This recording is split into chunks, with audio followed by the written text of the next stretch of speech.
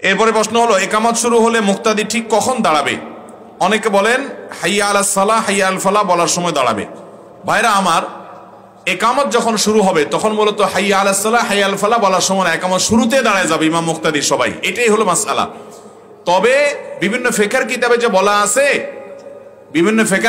বলা আছে হাইয়া আলাস সালাহ হাইয়া আল ফালাহ বলার সময় দাঁড়াবে, ওইটার উদ্দেশ্য হলো এটা হলো শেষ সময়।